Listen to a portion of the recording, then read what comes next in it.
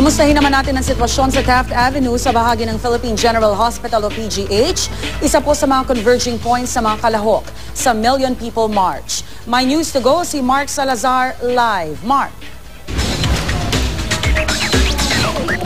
Rhea, isa sa mga pinakapikon na grupo dito sa pork barrel system ay itong mga health workers na miyembro ng Alliance of Health Workers. Bakit daw hindi? Sapagkat yung 10 billion pesos na anilay nauwi sa scam ay katumbas na ng budget ng PGH, halimbawa na for 5 years. At yung 10 billion pesos na yon ay katumbas na raw ng sweldo buong taon ng 45,000 na nurses na naninilbihan sa mga public hospital. At yan daw 10 billion pesos ay katumbas na rin ng doble ng budget ng 70 government hospital sa ilalim ng DOH. Kaya ngayon hindi nila matanggap yung excuse na wala raw pera yung national government para iangat ang kalagayan ng public health sector dahil nga nung pumutok itong 10 billion na pork barrel scam. At kasama ko ngayon dito, Rhea, mga kapuso, ay si Mr. Josel Ebesate, ang National President ng Alliance of Health Workers. Sir, bakit hindi ho katanggap-tanggap sa inyo yung pronouncement ni Pangulong Noynoy Aquino nung Friday na ia-abolish na yung pork barrel? Hindi po namin tinatanggap ang pronouncement ng ating Pangulo dahil nga batay sa sinabi ng ating Pangulo ay baguhin lamang yung proseso ng pagbibigay ng pork barrel. So sa makatwid, nandidyan pa rin siya at may karapatan pa rin ang Pangulo at ang mga kongresista natin at mga senador kung saan nila gagamitin ang mga pondo na yon. Samantalang kami po sa mga pampublikong ospital, ang programa ng ating gobyerno ay isa sa pribado pa nga ang maraming ospital natin dahil wala raw pondo. Kaya ang panawagan natin sa ating Pangulo ay abolish na po totally ang pork barrel na yan at ibigay sa totoong serbisyo sa ating mamamayan sa pamamagitan ng paglaan nito direkta sa ating mga pampublikong ospital.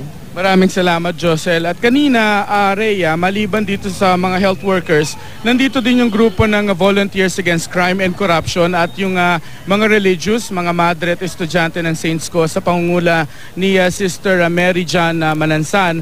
At ang hinihingi pa nila, maliban sa pag-abolish sa pork barrel, ay yung audit pa nang iatras pa raw, hindi yung 2007 lamang at recent, kundi atras pat ng bumulag, ibig sabihin maintindihan pa nating lalo kung gaano raw kabigat yung korupsyon na dala ng pork barrel system, bagay na hinihingi nilang ngayong araw na ma-abolish. Yung malaking bulto ng grupo rito, Rhea, ay tumulak na sa kanilang marcha papunta sa Luneta sa area ni Sandra Aguinaldo.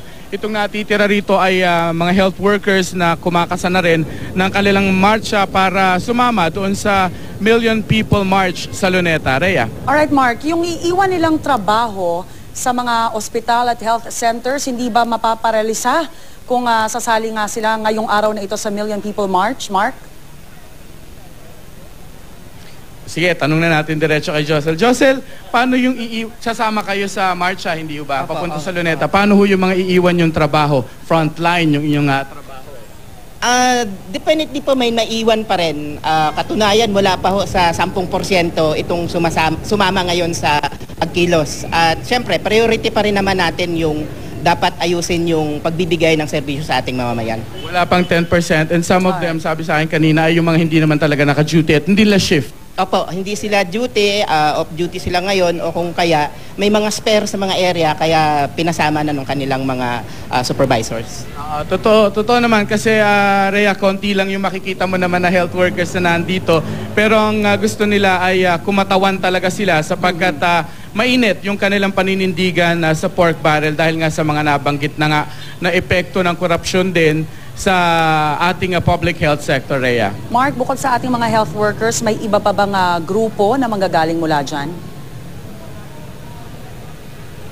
Ito na yung huling grupo, Rhea, na tutulak papuntang Luneta. Nauna na nga kanina yung grupo ng VACC at yung bulto ng mga estudyante kanina ng Saints Co at mga madre na nagprograma rito kaninang umaga pero tumulak na siguro mga an hour ago, Rhea, papunta na sa Luneta. At ito na rin, kaya sila ay nakapila ng ganyan dahil handa na.